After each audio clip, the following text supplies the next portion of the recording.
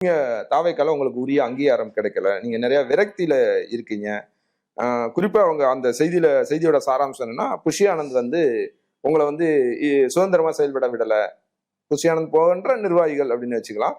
நீங்க ஒரு மாவட்ட செயலர்ட்ட பேசணும்னா கூட, அவர் வந்து புஷி ஆனந்த் சொல்லி, புஷி ஆனந்த் அவர்ட்ட பேசின பிறகுதான் அவர் உங்ககிட்ட பேசுறாங்க. இந்த மாதிரியான செய்திகள்லாம் பார்க்க முடிகிறது. இது மாதிரி செய்திகள் வந்து காது வழி வருகிற செய்திகளை தவிர, அவரை பொறுத்தவரையிலும் யாரிடத்தில் வேண்டுமானாலும் எப்போது வேண்டுமானாலும் பேசலாம் என்று சொல்லியிருக்கிறார்.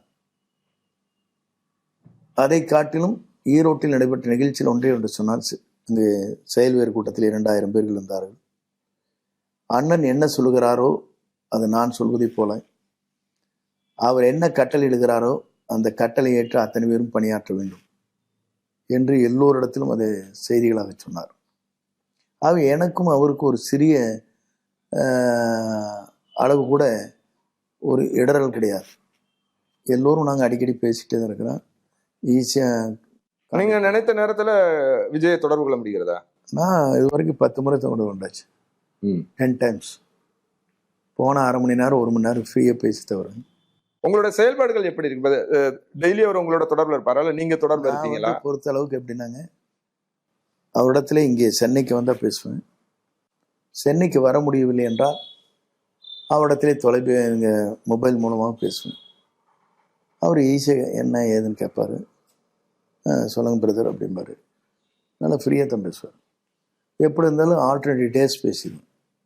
இப்போ அங்கே போய் புறப்பட்டாங்க, அங்கேருந்து புறப்பட்டு எல்லாம் முடிஞ்சுங்களான்னு, எஸ் எல்லாம் முடிஞ்சுட்டாரு.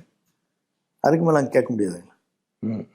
இது மாதிரிலாம் எப்போ வேணா கான்டாக்டில் இருக்கேன் நான். என்னை பொறுத்தளவுக்கு, அவரை பொறுத்தளவுக்கு என்னை ஒரு சகோதர பாசத்தோடு என்னை முழுமையாக ஏற்றுக்கொண்டு, எனக்கு இருக்கிற இத்தனை கஷ்டங்களையும் உணர்ந்து, இவர் இப்படிப்பட்ட கஷ்டத்திலேருந்து இங்கே வந்திருக்காரு, அவருக்கு நாம் கை கொடுத்து கரம் கொடுப்போம், ஒரு நல்ல மனிதனுக்குன்னு நினச்சி அவர் முழுக்க நம்மளை முழுமையாக நம்புறாரு.